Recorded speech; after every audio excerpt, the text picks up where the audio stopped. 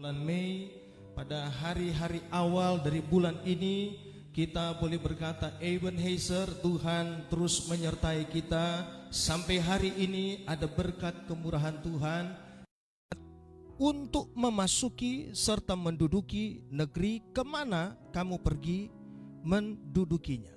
Saudara kekasih dalam Tuhan, ayat 8 ini Tuhan ingin mempersiapkan bangsa yang besar ini masuk menduduki satu tanah perjanjian, tanah yang diberkati oleh Tuhan, satu berkat yang luar biasa yang tidak pernah diterima oleh bangsa manapun di bawah kolong langit ini.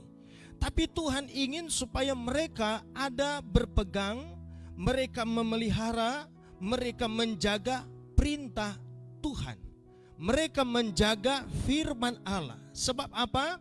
Ternyata pada ayat ini dikatakan firman Allah, perintah Tuhan itu yang akan meneguhkan, menguatkan, memelihara stamina mereka untuk mereka boleh menduduki apa yang dijanjikan oleh Tuhan. Saya percaya kita semua pada hari ini sementara dipersiapkan oleh Tuhan dengan firman Allah, dengan berkat kekuatan yang Tuhan bagikan kepada kita. Di beberapa gereja sementara mengadakan live streaming ibadah seperti ini, beberapa gereja sementara mengumandangkan suara-suara kenabian, sementara mengumandangkan kabar baik, kabar sukacita. Ini adalah merupakan firman Allah yang perlu untuk kita perhatikan supaya apa? Kita jadi kuat dan kita boleh masuk menduduki tanah yang dijanjikan oleh Tuhan, yaitu sorga yang kekal. Kita akan masuk kepada satu berkat kekal yang telah disiapkan oleh Tuhan. Haleluya. Saudara kekasih di dalam Tuhan Yesus Kristus, bangsa ini harus berpegang pada seluruh perintah Tuhan, menjaga, memelihara perintah Tuhan. Jadi kalau saudara dengar firman Allah ini pagi, simpan di dalam hatimu, tulis di dalam loh hatimu, kalungkan itu pada lehermu. Ketika engkau pergi, berjalan, engkau duduk, berbaring, berdiri, dimanapun engkau berada, firman Allah tetap kita jaga, kita pelihara, bahkan kita lakukan supaya kita memperoleh berkat Tuhan. Ayat 9, dan supaya lanjut umurmu di tanah yang dijanjikan Tuhan dengan sumpah kepada nenek moyangmu untuk memberikannya kepada mereka dan kepada keturunan mereka suatu negeri yang berlimpah-limpah susu dan madunya. Jadi saudara, Tuhan menggambarkan negeri perjanjian ini satu negeri yang penuh dengan kelimpahan. Saudara, Allah tidak menjanjikan kepada saudara kekurangan, kemiskinan, kemelaratan, penderitaan semata-mata yang adalah merupakan bagian dari proses Tuhan. Tetapi saudara, Tuhan juga menjanjikan ujung dari seluruh perjalanan hidup kita adalah kelimpahan. Puji Tuhan. Nah saudara kekasih, oleh karena itu kita tetap harus optimis, kita berpikir positif, kita berpikir bahwa selalu di ujung dari perjalanan kita hari ini, apapun yang saudara alami, ujungnya adalah kelimpahan Tuhan. Puji Tuhan. Saudara, kelimpahan Tuhan, satu negeri yang berlimpah susu dan madunya. Nah saudara, Tuhan pada ayat 10 dan ayat 11 membuat satu perbandingan. Perbandingan antara negeri di mana mereka keluar, yaitu Mesir, dan negeri yang dijanjikan oleh Tuhan, yaitu negeri perjanjian, tanah perjanjian Kanaan yang telah disiapkan oleh Tuhan. Nah begini saudara, pada ayat 10 ditulis begini, sebab negeri kemana engkau masuk untuk mendudukinya bukanlah negeri seperti tanah Mesir. Ya, jadi Tuhan membuat satu perbedaan bahwa tempat yang akan kalian tuju ini satu negeri berbeda. Satu negeri yang lain yang tidak sama dengan negeri di mana kamu telah dipanggil keluar. Satu negeri yang berbeda, satu negeri yang spesial, yang istimewa, ya. Nah, ditulis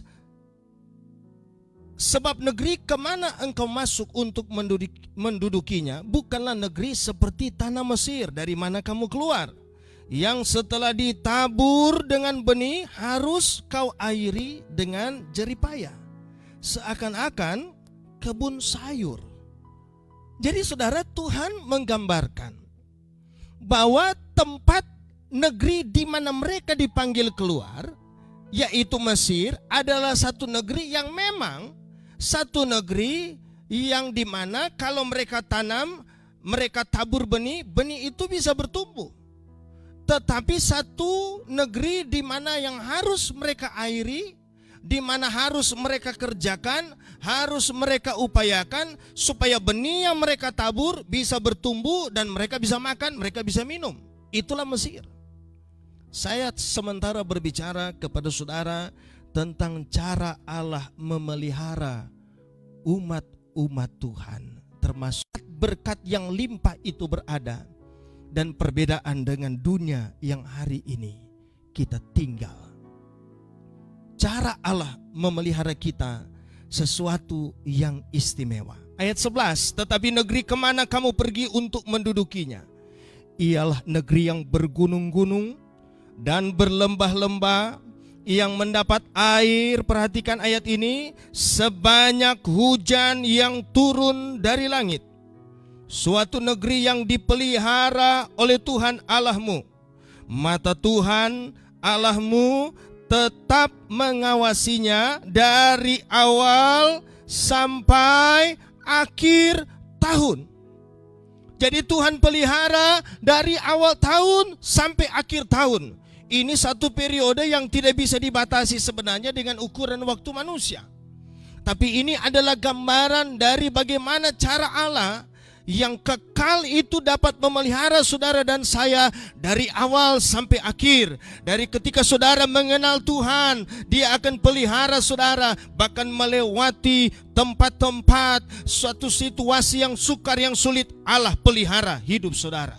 Ini kekuatan dan cara Allah yang hari baru sampai berakhirnya hari itu. Dari awal tahun sampai akhir tahun Tuhan pelihara saudara.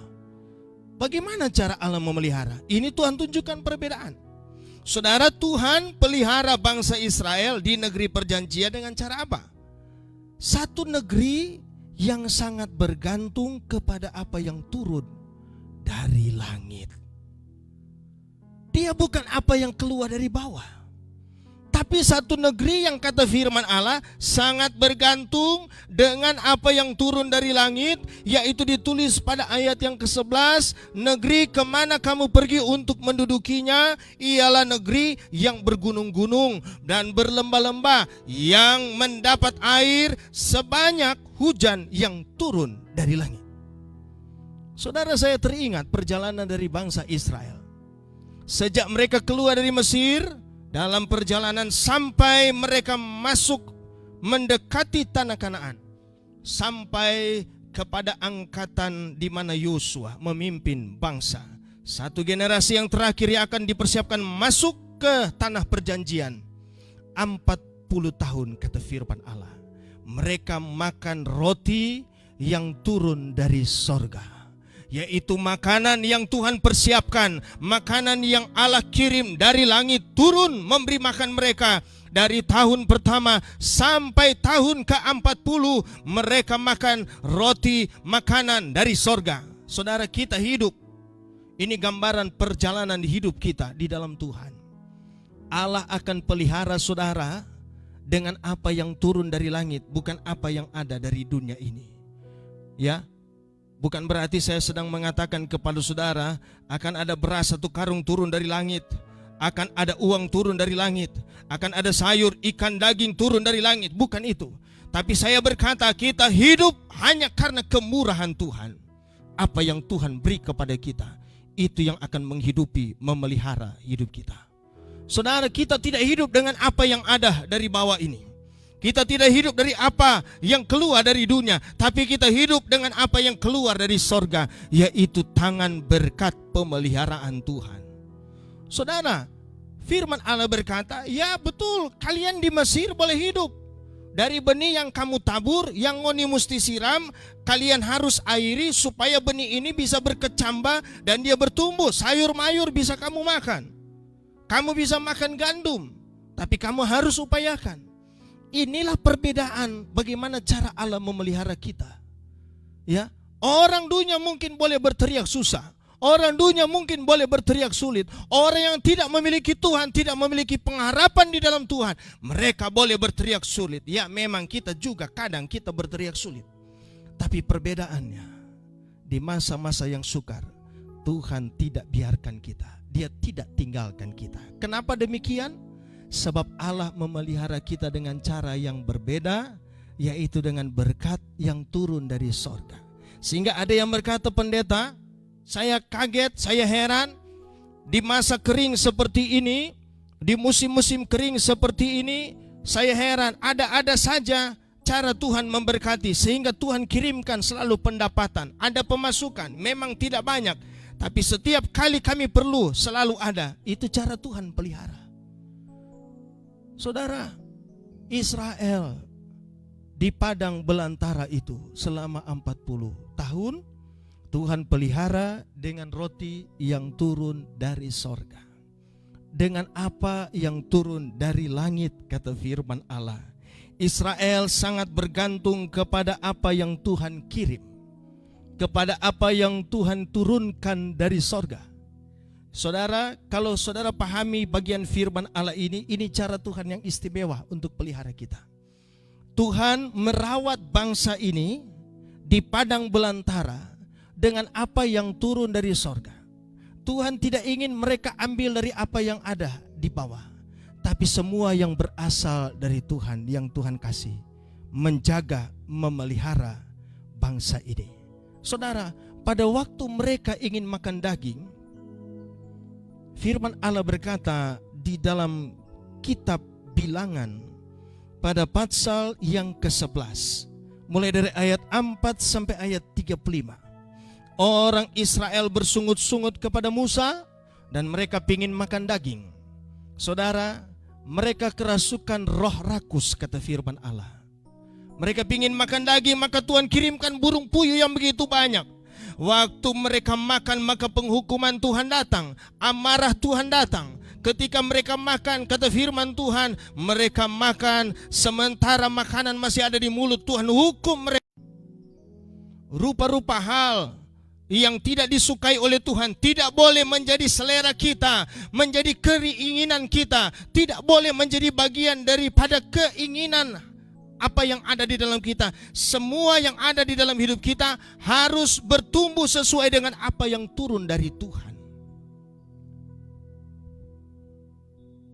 Firman Allah ini kekuatan kita. Kita tidak bertumbuh dengan kekuatan dunia, tapi oleh berita sorga yang membuat iman kita bertumbuh, berkembang, menjadi kuat. Sehingga tantangan bagaimana hebat pun datang melanda hidup kita, kita masih kuat berdiri. Sehingga kita boleh masuk seperti Israel, masuk ke tanah yang dijanjikan oleh Tuhan. Pada waktu Elia menjadi takut karena dikejar-kejar oleh pasukan dari Isabel, firman Allah berkata, Elia bersembunyi masuk di dalam goa. Tapi Tuhan cari Elia. Tuhan cari, Tuhan mengutus malaikat. Lalu berkatalah para utusan Tuhan, Elia, sedang apa kamu di dalam sini? Elia berkata, bekerja segiat-giatnya untuk Tuhan. Tapi pada realitanya Elia ada di dalam keadaan takut, dia lari dari seorang perempuan yang bernama Isabel. Karena suruhannya hendak membunuh Elia. Dia baru selesai mendemonstrasikan satu kuasa yang begitu hebat, ya, di mana Tuhan turunkan api dari langit dan membakar korban-korban dari Elia. Sehingga nabi-nabi Baal, nabi-nabi hutan boleh disembelih di pinggir dari sungai Kerit. Tapi dia tidak siap. Dampak setelah itu, dia tidak kuat, dia menjadi lemah, dia jadi takut. Tapi Tuhan berkata, Elia, bangunlah. Ada roti, makan dan minumlah. Jika tidak, perjalananmu nanti terlalu jauh. Saudara, hari ini kita cuma hidup karena kekuatan yang Tuhan kirim dari sorga. Barang siapa yang takut yang ada di rumah, barang siapa takut yang ada di jalan-jalan, barang siapa takut di mana saja engkau berada, di atas gunung, di lembah, engkau ada di laut, di udara, di daratan, di mana saja, ketika engkau mendengarkan firman Allah, ini roti yang turun dari sorga yang memberi kekuatan kepada kita. Jangan takut, Allah pelihara hidup kita. Saudara, Tuhan bicara kepada Elia, bangun, bangkit, makanlah. supaya ngana jadi kuat, supaya engkau bisa mengerjakan banyak perkara. Makan apa? Firman Allah, kekuatan. Ini mana? Ini roti yang turun dari sorga. Tuhan tidak inginkan ada hal duniawi masuk jadi santapan kita. Waktu Israel pingin makan daging, Tuhan benci, Tuhan tidak mau. Tuhan ingin mereka dipelihara dengan cara Tuhan, yaitu makanan yang turun dari sorga. Waktu mereka kehausan, mereka ada di dalam kitab Keluaran pasal 15 ayat 22. Mereka berjalan berhari-hari, 3 hari tidak minum, haus bangsa ini. Mereka cari air, tapi air yang ada di Mara adalah air yang pahit. Ini air dari dunia. Tapi Tuhan kirimkan mata air. Oleh tangan mujizat Allah, Tuhan beri mereka air yang manis. Tuhan kirimkan mereka air. Ada air yang keluar dari gunung batu. Itu air yang murni, air yang baik, air yang kualitasnya berbeda dengan apa yang diberikan oleh dunia. Saudara, semua yang ada di dalam dunia ini Tuhan tidak inginkan hadir dalam pikiran, hati kita, dalam hidup kita. Tuhan ingin kita hidup dari firman Allah. Tuhan ingin supaya saudara dan saya hidup dan bergantung kepada mana yang turun dari sorga, yaitu firman Allah. Percaya kepada firman Allah, baca firman Allah setiap hari. Ini kekuatan kita. Dia pelihara kita dari awal tahun sampai akhir tahun. Dari awal perjalanan saudara kenal Tuhan, Dia akan mengiringi hidup kita, menyertai hidup kita sampai sorga yang kekal. Itu perjanjian Tuhan kepada kita. Kalau kita berjalan dalam kekuatan Tuhan, ini cara Allah memelihara. Tuhan tidak ingin kita menyantap apa yang berasal dari dunia, yaitu rupa-rupa hawa nafsu, keinginan-keinginan duniawi. Tidak boleh menjadi santapan orang-orang percaya. Kita hidup dan bergantung kepada apa yang turun dari sorga. Satu negeri yang kata firman Allah sangat bergantung dengan apa yang turun dari langit, yaitu hujan yang turun pada awal musim, yang turun juga pada akhir musim. Hujan yang mengairi sehingga ada pertumbuhan, ada kelimpahan, orang bisa hidup di sana. Hari ini kalau saudara ingin supaya hidup saudara terpelihara di masa sukar, bergantung kepada apa yang turun berasal dari Tuhan. Hari ini saudara, ada kekuatan Tuhan bagi yang lemah, bagi saudara yang sementara ada di dalam pergumulan hidup. Kita berhadapan dengan meja Tuhan, meja kudus ini. Kenapa kita menyebut apa yang ada di hadapan kita, di mana ada roti, ada anggur perjamuan, kita menyebut meja Tuhan? Sebab di sini ada tubuh yang terpecahkan dan ada darah yang kudus yang telah ditumpahkan kepada kita, yaitu roti, tubuh dari darah Kristus, dan anggur, yakni darah yang kudus, darah perjanjian yang dapat membasuh hidup kita.